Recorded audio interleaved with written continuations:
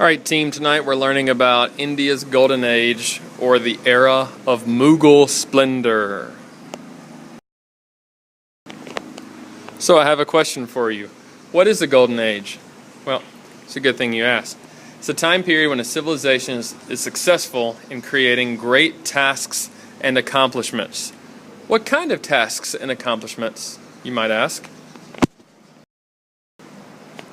Military success, overall peace, general happiness within the civilization, economic success, bling, and culture, such as arts and architecture. So when was India's Golden Age? India's Golden Age came really at not the beginning of the Mughal Empire, but the peak of the Mughal Empire, and it all happened during the reign of Akbar in the 1550s. The two people who followed Akbar, his son and grandson, Jahangir and Shah Jahan, continued it, and one could argue this is really the era of Mughal splendor more than any other period, because they built upon the good works that Akbar did in his life. So it's like Akbar got India rich, and then these two guys spent all of the money that he raised. And it all comes crashing down when they run out of money and the evil emperor Aurangzeb comes to power in the 1650s. So if we're looking at the four categories of the Golden Age, or the era of Mughal splendor, we start with this idea that the Mughal Empire is successful in that it gets bigger. They add land, and they do so by winning battles and having successful wars, but also because people want to live in the Mughal Empire thanks to Akbar. Okay? So just think about this for a few minutes. Why would people want to move to the Mughal Empire, thus welcoming Akbar as their emperor? Now we can see the map of Mughal India here, and you can see in blue where it started under Akbar's grandfather, Babur the Great. They also called him Babur the Tiger. And then Akbar comes to power in the light orange, and then the dark orange is where Aurangzeb adds land using fear and war after Akbar's death.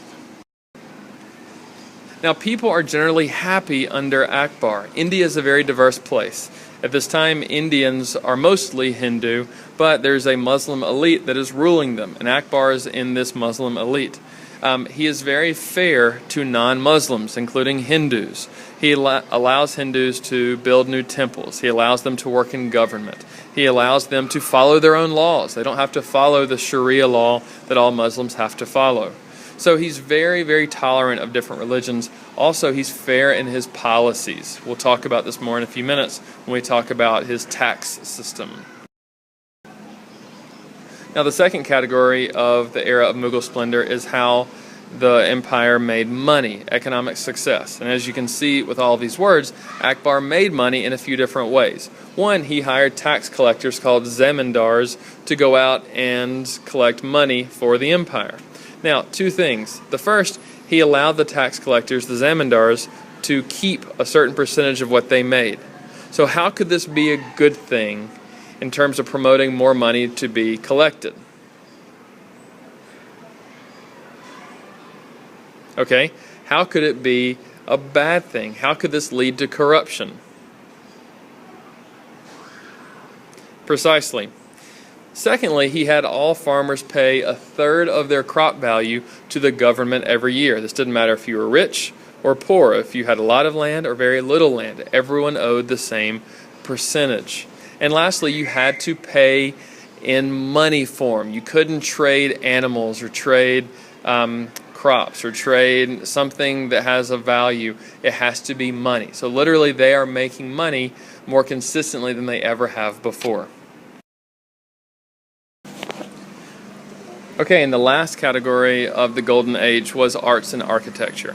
This is mainly after Akbar dies and his son and grandson succeed him as Mughal emperors. Basically, he raised the money, now they're spending it, and they're having a good time.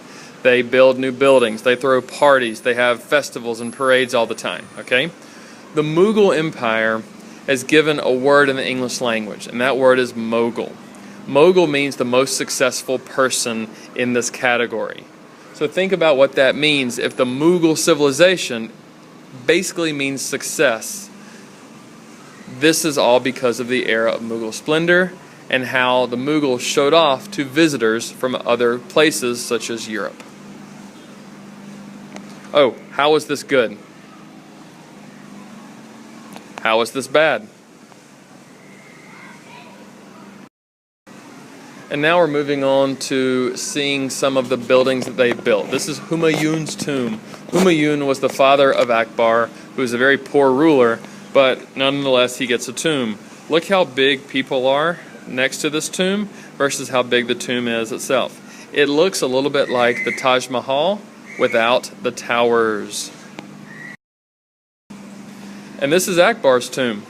This looks kind of like the Taj Mahal without the dome.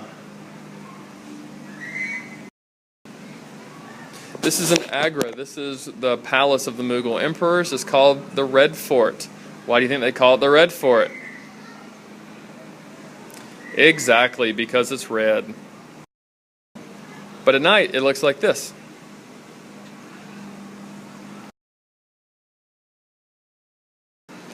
Ah, yes. There she is, the Taj Mahal. Built for the favorite wife of Shah Jahan, her name was Mumtaz Mahal. He built this as a token of his love for his fallen wife. She died in childbirth, and so then he made this to honor her. It's made of marble and it's inlaid with different designs. If you look up close, you can see the designs, and you can see that these are surahs or chapters from the Quran.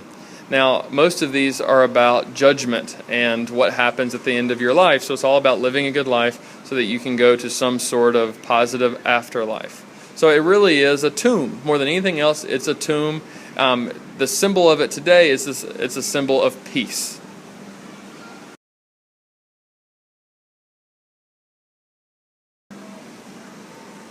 It's also a symbol of Legos.